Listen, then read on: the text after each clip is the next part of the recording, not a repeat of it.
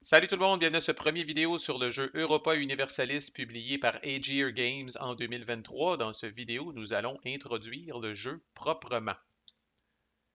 Et ça fait longtemps que j'ai pas été aussi excité à l'aube d'une playlist. D'abord, levez la main ceux qui connaissaient Aegir Games avant la sortie de ce jeu-là. Bien peu de gens, j'en suis convaincu. Aujourd'hui encore, j'enregistre ça, on est le 1er mars 2024. Si vous allez sur le site web de Aegir Games, c'est tapissé mur à mur d'Europa Universalis. Il y a à peu près que ça. Vous avez un petit menu R Games en haut. Quand vous allez cliquer là-dessus, vous allez voir, je pense qu'ils préparent un Kickstarter sur Victoria, qui est un autre jeu vidéo sur lequel ils vont baser un jeu de société. On y reviendra. Puis vous avez une espèce de petit catalogue de jeux en norvégien. Fait que c'est une compagnie de Norvège, je crois, qui n'avait jusque-là, à ma connaissance, que sorti des jeux de société en norvégien, ce qui est quand même assez niche comme marché. Puis il arrive avec ce style de bombe-là, là, vraiment, là, sur le marché, un peu sorti de nulle part. Puis on était en droit d'être sceptique au début parce que, je vais le dire de même, n'importe quoi qui est basé sur quelque chose d'autre, on dirait que c'est voué à l'échec. Fait un jeu vidéo basé sur un film, c'est voué à l'échec. Un film basé sur un jeu vidéo, c'est voué à l'échec. Un board game basé sur une série télé, c'est voué à l'échec. Tu sais, n'importe quoi, on dirait, là, qui essaye d'exploiter le hype d'un autre médium euh, pour essayer de faire un coup d'argent, là.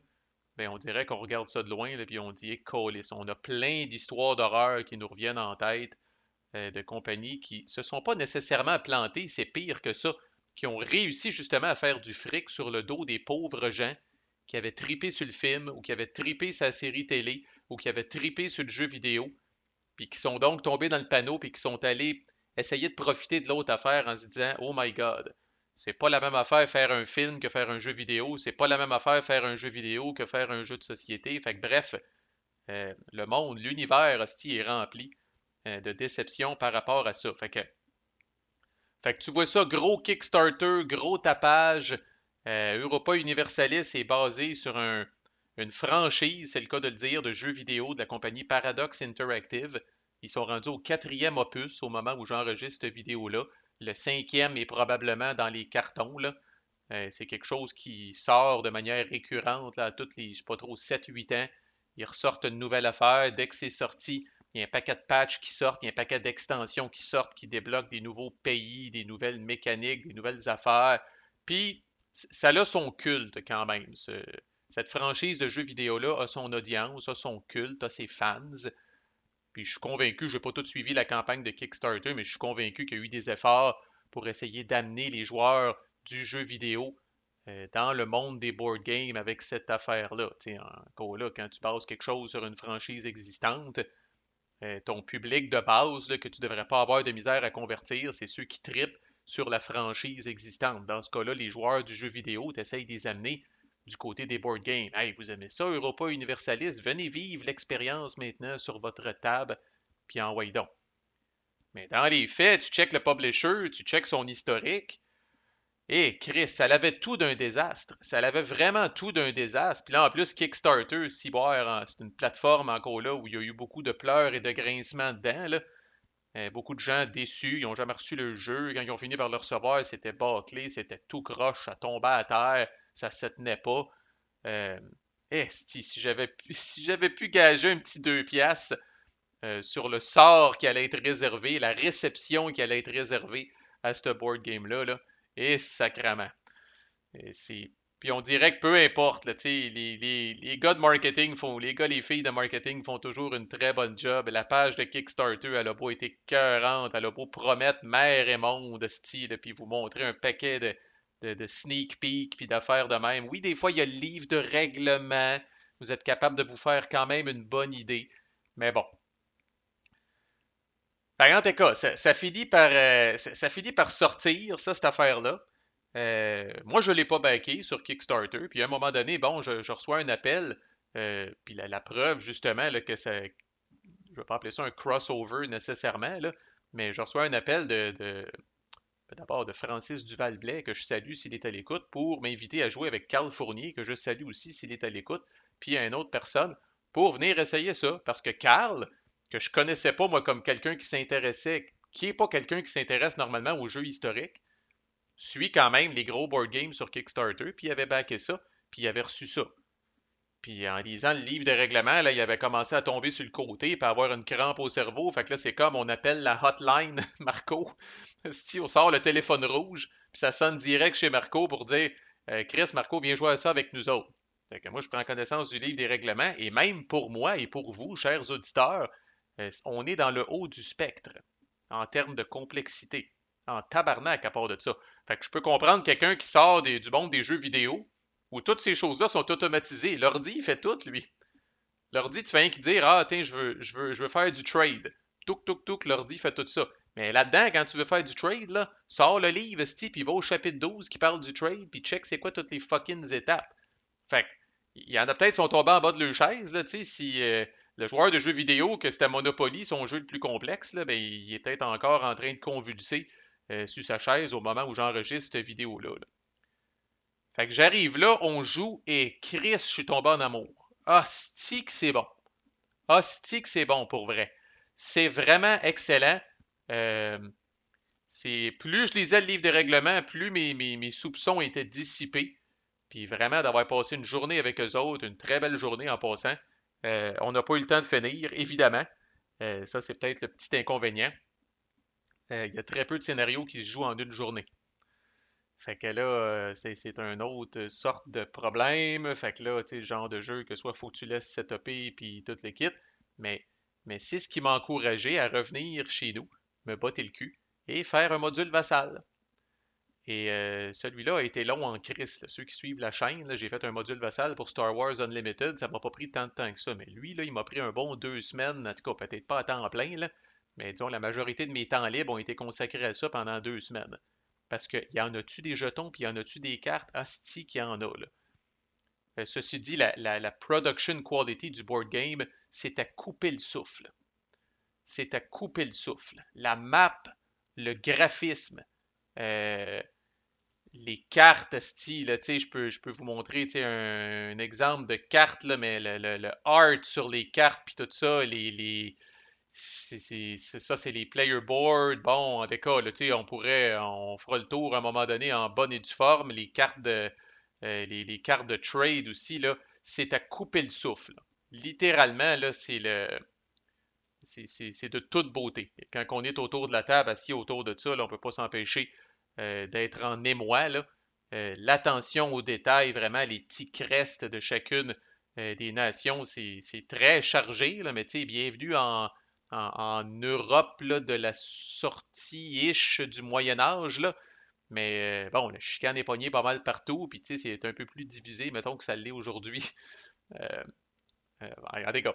Fait, fait que bref, on joue toute la journée, puis tout ça, puis là, je me dis, my God, mais c'est tellement écœurant, merci beaucoup de m'avoir fait découvrir ça. Je reviens chez nous, je fais le module vassal, puis j'ai parti une game par email avec trois autres enthousiasmes de ce mode de jeu-là. Euh, des gars en plus là, super sharp. euh, parce que quand on joue multijoueur en play by email, je n'ai déjà parlé, là, mais c'est important qu'il n'y ait pas de branleux. Mais notre game avance rondement. On a 2 rondes de fête sur 8. Là. Euh, c'est c'est- c'est long pareil. Là. Ça demeure long, mais ça serait 10 fois plus long avec des branleux. Là. C'est du monde qui sont quand même à leur affaire. Puis de rejouer en play by email ne fait que me conforter sur ma position que c'est un excellent jeu. Là.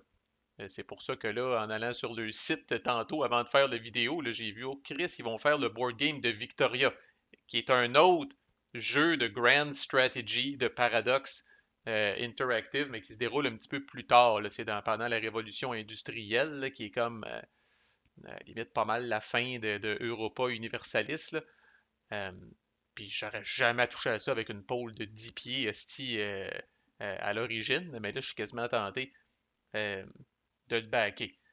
Fait que vous faites tout dans ce jeu-là. C'est pas compliqué, vous faites tout.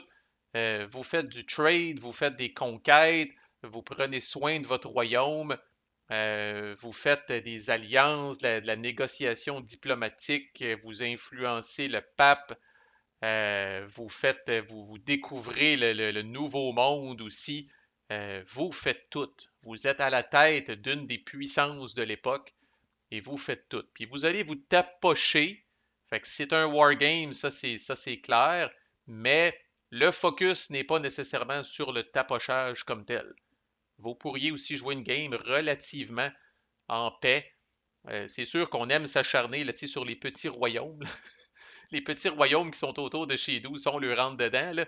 Mais avant de se frotter à un autre joueur, là, c'est assez saignant en calice. Puis malheureusement, par exemple, comme tous les jeux multijoueurs, ben, si par exemple Castille ou l'Espagne se bat contre la France, ben, pendant ce temps-là, c'est un peu l'Angleterre qui prospère. Pendant que moi et le français, par exemple, je suis l'espagnol, pendant que je tape sur le français et que le français me tape dessus, ben, qui est en train de se démarquer? C'est l'anglais. Parce que cette game-là se gagne sur le prestige, qui est une mesure de comment ça va bien, de vos accomplissements.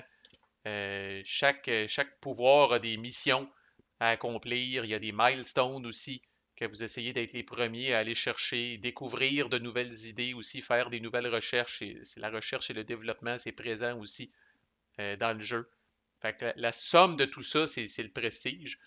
Conquérir, évidemment, ça vous donne plus de moyens, ça vous donne plus de fric. Un plus grand royaume à administrer, là, mais ça vient justement avec un peu plus de moyens pour être capable de faire tout le reste. Il y a eu la version Deluxe du Kickstarter qui permet d'accommoder jusqu'à 6 joueurs. Sinon, la version de base, c'est 4 joueurs. Puis c'est la map, je pense, que vous regardez là. Euh, la version Deluxe, dans le fond, c'est 6 joueurs. Puis sans joke, c'est le double. Le jeu vient avec une deuxième map que vous allez colisser à droite, aussi appelée à l'est, que vous allez crisser ici. Là, puis là, vous allez vous rendre jusqu'à l'Empire ottoman. Là. Euh, Puis là, à ce moment-là, là, vous pouvez faire la grande campagne à 6 joueurs. Euh, la grande campagne, 6 joueurs, les 4 âges, honnêtement, c'est plus qu'une fin de semaine. Euh, J'essaye même de calculer dans ma tête, ça peut être combien d'heures, j'ai aucune idée. Là. Faire un âge à 6 joueurs, c'est probablement 10 heures. Fait que faire les 4 âges, c'est probablement 40 heures. Là, fait qu'à moins que vous ayez l'endurance là, de jouer de 9 heures à minuit tout le temps, là, puis même là, ça vous prendrait 3 jours complets, ça vous prend de longues fins de semaine pour passer à travers. Raison de plus pour jouer en play by email. Les amateurs du direct, il y a un module de Tabletop Simulator qui est un des plus avancés que j'ai vu de ma vie. Fait que le support digital pour ça est excellent. Si vous êtes dans Tabletop Simulator, là, vous avez un module qui est extrêmement complet, là, puis avec un paquet d'automatisation pour vous simplifier la vie. Mon module Vassal, présentement, supporte uniquement le scénario que j'ai décidé de jouer parce que j'étais un petit peu trop excité et j'avais hâte de commencer. Puis en passant, j'ai carrément demandé la permission à la compagnie pour dire ben, je peux-tu faire un module Vassal, je peux-tu le publier? Oui, oui, oui, as-tu besoin de quelque chose? Veux-tu qu'on t'envoie toutes les graphiques, haute résolution des affaires? Ben, si je vais les prendre. Fait que j'ai les ai pris, fait que je tenais à le souligner, là, la compagnie est super ouverte à ça, contrairement à d'autres, là. Ils sont super open par rapport à ça, puis ils ont été vraiment des petits cœurs à me permettre de me concentrer là-dessus, là.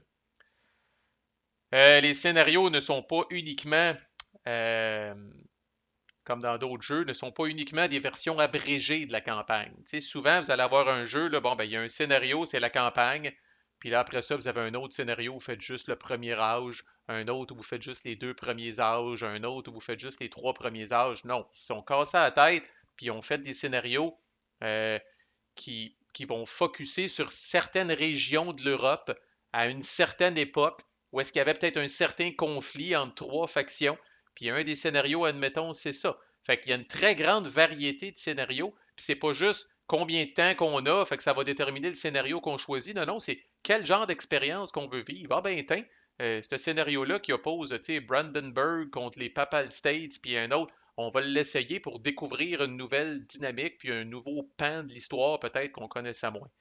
Fait que grande variété de scénarios, surtout si vous avez la version de luxe. Si vous n'avez pas la version de luxe, il y en a moins. Mais si vous avez la version de luxe, là, vous avez de quoi vous occuper là, pour un tabarnak de bout. Le livre des règles, encore là, tu sais, c'était tellement. Moi, je me suis dit, ça se peut pas. Le livre des règles est un des meilleurs que j'ai vu de ma vie, puis j'en ai lu en tabarnak. Et à tous les niveaux. Ce livre de règles-là réussit ce que bien peu de livres de règles réussissent à faire.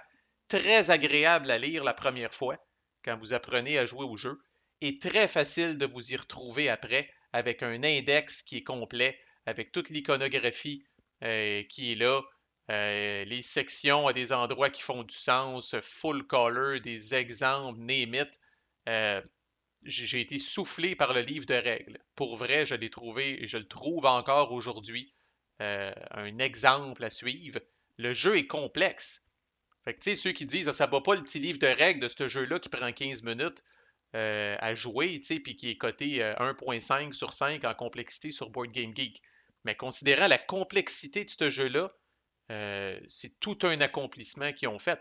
Puis je répète, à ma connaissance, des gens qui n'ont pas c'est pas GMT Games, là, tu sais, c'est pas une compagnie qui fait le 15 Wargames par année, esti, depuis 20 ans, là. Fait que, vraiment, chapeau, si j'ai été complètement jeté sur le cul par ce livre de règles-là. Fait que nous allons faire ensemble, ça va être quoi la playlist finalement, là? J'en arrive à ça, là. Alors, j'ai parti avec les gens que je vous parle, là, le scénario Discovery et Réformation qui dure 8 rounds, donc 2 âges, qui oppose les Français castillés, qui est essentiellement l'Espagne, l'Angleterre et l'Autriche, donc quatre grandes puissances là, au moment où ça commence, là, 1444. Là. Donc les jaunes, les bleus, les rouges et les blancs. Euh, j'ai commencé le playthrough, on a 2 âges de fête, puis c'est comme ça que je vais vous enseigner le jeu au fur et à mesure que j'avance dans ma game. Fait qu'on va partir ça du tout début avec la France qui commence à faire son premier tour. Puis à chaque fois qu'un joueur va faire quelque chose qui est nouveau, je vais prendre la peine de vous expliquer la règle. Fait que faire le teach de ça d'un bout à l'autre, ça serait assez abstrait, puis ça prendrait du temps en crise. Fait que je me suis dit que j'ai attendu que mon playthrough avance un petit peu, puis je me suis dit qu'au fil d'un playthrough, puis des émotions que je vis pendant ce playthrough-là, ça allait rendre la chose un petit peu plus comestible. Fait que ça sera peut-être pas quelque chose que vous allez pouvoir. De toute façon, moi je fais tout le temps des affaires longues, esti, puis vous pourriez pas envoyer ça de toute façon à vos chums pour dire hey, va écouter les vidéos de Marco, la personne va dire hey, mais tu il y a 20 heures de règles pour cette affaire-là. Mais pour votre divertissement, ça va être le playthrough de ce scénario-là avec l'explication des règles au travers. Il n'y a pas grand-chose sur le web. La propre compagnie avait commencé un playthrough. AGR Games, je pense, sur leur chaîne YouTube, avait commencé un playthrough. Ils l'ont arrêté. Il y a beaucoup de playthroughs solo parce que le jeu, je n'ai pas parlé, mais vient avec un solo bot designé par David Turksey, qui est probablement, avec John Butterfield, la sommité en la matière en ce moment dans le monde. Là. Moi, je ne couvrirai pas ça. Vous connaissez mon point de vue par rapport aux jeux solo. Moi, je préfère jouer contre de la chair fraîche.